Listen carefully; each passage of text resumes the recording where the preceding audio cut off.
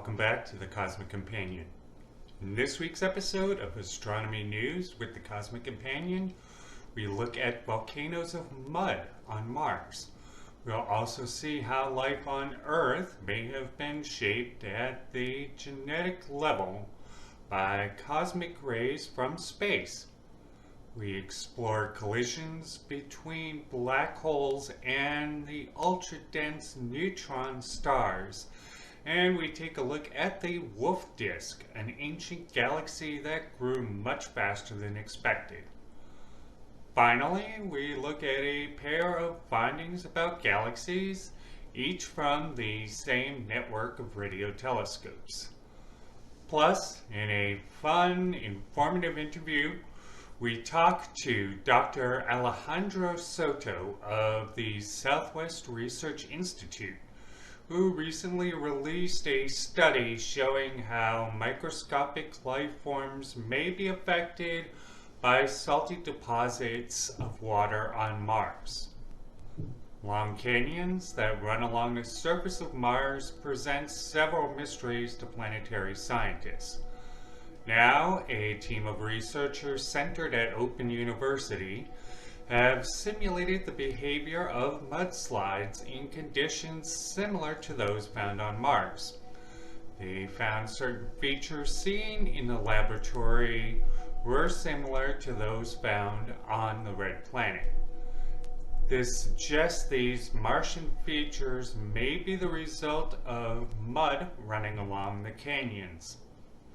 The chiral nature of life, where biological processes prefer right or left-handed molecules, may be the result of cosmic rays. Molecules come in different forms, some of which are mirror images of each other. Most chemical reactions treat these chiral molecules equally. However, biological reactions can be far different for each type of molecule. A new study suggests cosmic rays bombarding Earth at the dawn of life may have altered ancient prebiotic molecules, shaping the nature of life forever. Some of the most energetic collisions in the cosmos, those between black holes and neutron stars, may be more common than believed, the new study finds. These events are thought to be more common in dense star clusters than in those regions of space where these objects are more sparsely populated. Such collisions create ripples in the fabric of space-time, which may be found while exploring gravity waves, the newest field of astronomy. Astronomers believe that most large galaxies grow over time, slowly absorbing other smaller families of stars. However, the discovery of a galaxy in the ancient universe as large as the Milky Way calls this idea into question. The galaxy known as the Wolfe Disc was studied by astronomers using the ALMA network of radio telescopes. Astronomers believe this finding could suggest that galaxies grow far faster than previously believed. In another discovery from the same observatory, ALMA data shows a twinkling of microwave radiation coming from near the core of our galaxy. Astronomers use this network to look toward the core of the Milky Way through a haze of gas and dust. They found a pair of signals of short wavelength radio energy cycling over a 1 hour and half-hour long periods. Astronomers suggest this could be caused by a pair of hotspots of gas and dust orbiting the supermassive black hole at the center of our galaxy.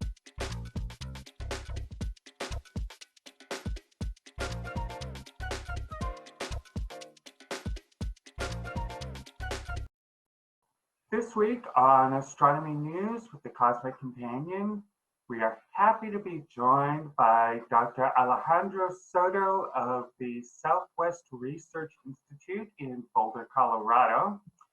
He is a planetary scientist and an aerospace engineer who's recently been interesting discovery about Mars. Welcome to the show, Dr. Soto. Thank you. Thank you for having me. Yeah, so we've ever since we've been searching other planets, exploring other planets. My cat is having a lot to say, but this is an interview during quarantine, isn't it? And Yes. so I'll introduce him if he comes onto the set later. And we've been exploring other planets and using planetary protection methods to prevent life from Earth going to other planets and possibly contaminating them. Can you talk a little bit about your research and how that impacts that quest? Right. So the important thing to keep in mind is that one of the major things that planetary exploration is focused on is looking for the possibility of life in our solar system, right? It's a long shot, but if it's there, we would love to find it. So one of the things we learned decades ago, or we thought through decades ago, is that we don't want to put at risk any future potential observations of life elsewhere. So we want to make sure that when we travel to another planet with our spacecraft, particularly when we land on those planets, that we're not bringing life with us that could confuse our attempts to look for life on Mars, on Europa, on any number of objects in the solar system. And so the challenge is that you might think, oh, well, you're in space and it's a vacuum, nothing can live up there. But it turns out there are quite a few microbes that are really tough. There are some that like to live inside nuclear reactors. There's some that are okay being in a vacuum. They just go dormant, they hang out, and then when they get back into an atmosphere, they get working again. So there's always a small risk that we could contaminate life on another planet. On the other hand, you don't want to so restrict our missions with trying to guarantee there's no bugs on your spacecraft that you can't afford to go anywhere.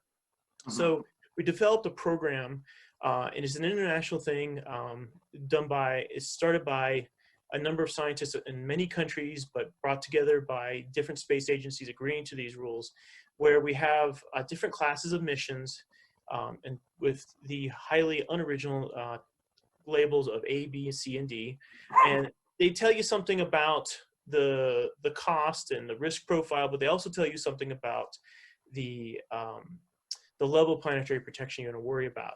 And the toughest one is if you're going to land on the surface of a planet that we think could potentially harbor life, like Mars, then you want to make sure you want to take all measures you can to avoid bringing life with you. You also want to then try to avoid places where life could already be when you land with your spacecraft, especially if it's a mission that's not intending to look for life, right? So Right. that's where they came up with this idea called special regions. A special region was the idea is this is a spot where we don't have evidence right now, but we think maybe it could potentially harbor habitable conditions, so the conditions that would be conducive to life as we know it on Earth. And so that's special regions was something that the community's been working on, but it becomes both an exciting driver for exploration, but also a limitation, and that's the challenge. Like on the one hand, well, special regions might be one where you want to go for look for life, but if you're not looking for life, suddenly you can't go there for other reasons. Mhm. What we were looking at was more of a general question originally. We started looking at, we just wanted to understand the conditions for different types of liquids on Mars. Liquid water, just plain old liquid water, will boil off really quickly on the surface of Mars. It's not stable. But a while back, some people figured out in laboratory experiments that you can get what are called metastable liquids. And these are usually brines. And what a brine is, and anybody who's ever cooked a fancy Thanksgiving turkey knows this already, a brine is salty water, right? And the amount of brininess is a measure of how much salt is in this liquid. And so some people had already figured out that if you got the right mixture of salt and the right type of salt mixed in with some water, it might be stable on Mars. Maybe. What we Mhm. decided to do was explore that question beyond just what has been seen in the lab, but ask the question, okay, some scientists figured out that there are these set of conditions. where you might be able to create a metastable liquid brine on Mars. Do those conditions ever actually occur on current Mars? To our best knowledge as of right now, based on observational evidence and modeling. And that's what we did. We did some modeling, we did some work, and what we've worked out is you can get metastable brines on Mars, but they all happen at temperatures or saltiness that would not be conducive to life as we know it living there. And that's when that came to the final conclusion, which was not where we started with, which is, wait a minute, a lot of these special regions aren't so special, which means we can actually go there instead of avoiding them, which is kind of exciting. Right. And that brings brings to mind so many questions.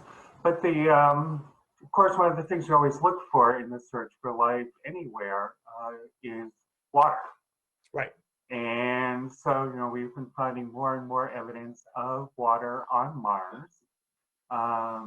But there was this water that your study was centered on is found in a really special way. So, like when most people think of water on Mars, think ice, of course, but I mean, what are these deposits like?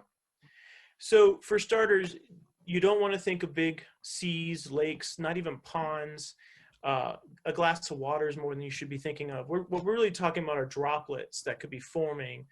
And these would be really, really brackish droplets. Like, you wouldn't want to drink them because of how salted they would be. They've got, there's different versions of it. You can have a potassium, you can have manganese salts, calcium salts. And so we're not talking about potentially finding big swaths of this stuff. We're talking about there might be tiny spots here and there. And this is not just completely hypothetical. We have evidence from the Mars Phoenix mission, which was a mission launched last decade, which went into the polar regions in the northern part of Mars, and it landed on rock that clearly had ice right underneath it. And we're not entirely sure why this happened, but we definitely saw salt droplets form, just little tiny droplets the size of your thumb kind of thing, or smaller. So we know this kind of stuff can happen under the right set of conditions, but that droplet was probably very, very salty. It would be great for preserving your food forever. You might not want to eat that food after you preserved it in that salt mixture, but that's what we're talking about. You're not talking about large regions, but it turns out a little thumb size or smaller bit of water, even a briny water, under the right set of conditions, life can actually live in that. So you don't need a pond or seas in order potentially to find life. And that's what we were thinking all along. The work we've done now and that we just published this week, we're sort of arguing that unfortunately we don't think that even those scenarios on Mars are supportive of life as we know it. Interesting. And so where did this water and salt come from? Was it from the ancient oceans, or the ancient water which used to exist on Mars, or are they created through chemical reactions? That's a great question. In terms of connecting it to the past, that's very hard. We still don't know how much water we had in the past, and we have no idea where it went. So yes, maybe it is remnant water from an ancient ocean, but no, maybe it's not. And I know that's never a satisfying answer, but that to me is also the exciting part, is trying to figure that out. What we do know, however, is that Mars does have a very limited hydrological cycle. It's not like Earth. Earth, we got water everywhere. But there is water vapor moving around in the atmosphere, and there is water in the polar caps. And so there is some water availability. We have seen evidence of water below the surface from radar measurements. So there is water in the system. Most of it is ice. Some of it is water vapor, and maybe a tiny bit is captured in some of these brines, which now that we've made some maps about where they might be, we're hoping might motivate future exploration to go look for this briny liquid. It could be also briny ice on Mars. That's fascinating. And of course, since ancient times, we've used brine to preserve foods, specifically because things tend not to grow in them.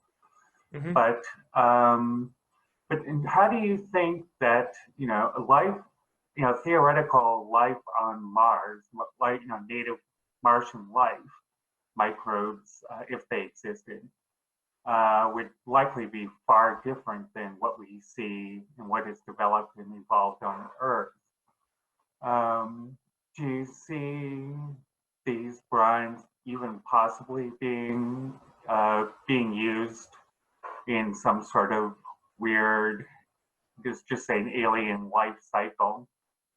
Well, I can never say absolutely no. And I also should emphasize up front that I work on the climate side of things. I'm not an astrobiologist. So there are probably some astrobiologists who have more creative answers to this question. What I can say is, from what I understand, talking to astrobiologists, if a brine is too salty or the temperatures are too cold, the life we know on Earth wouldn't survive. And so we're arguing that that's what we're seeing on Mars. But you're correct. If life evolved independently, it arose and evolved independently on Mars, it is always possible that it found a pathway of evolution that allows it to survive under these conditions.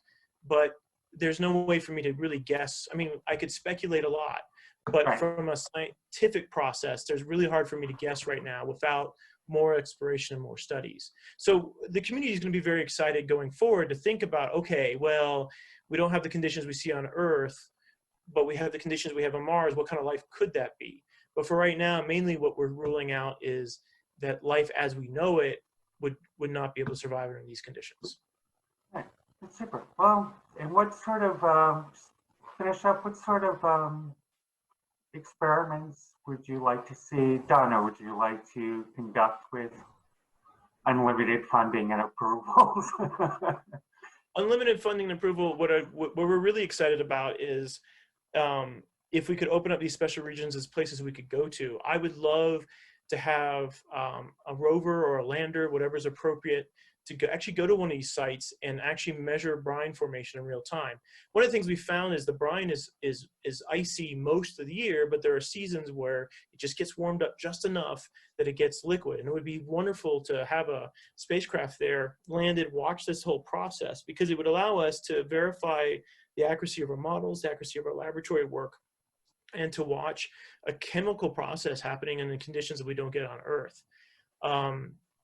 And I would love to have this be part of a bigger picture mission where we also study how these materials might interact with the wind, how they interact with dust and sand. What do these materials mean for the formation of rock? Because we understand how rock formed on Earth over time, but the processes are slightly different on Mars, and there's a lot of open questions on a planet that may have been drier for most of its history. How does sedimentation work and stuff like that? And so this would be a chance to go study that.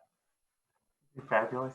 All right. Well, thank you very much for your time. It was wonderful to have you on the show. Absolutely. This has been a pleasure. Thank you. And that was Dr. Alejandro Soto of the Southwest Research Institute of Boulder, Colorado.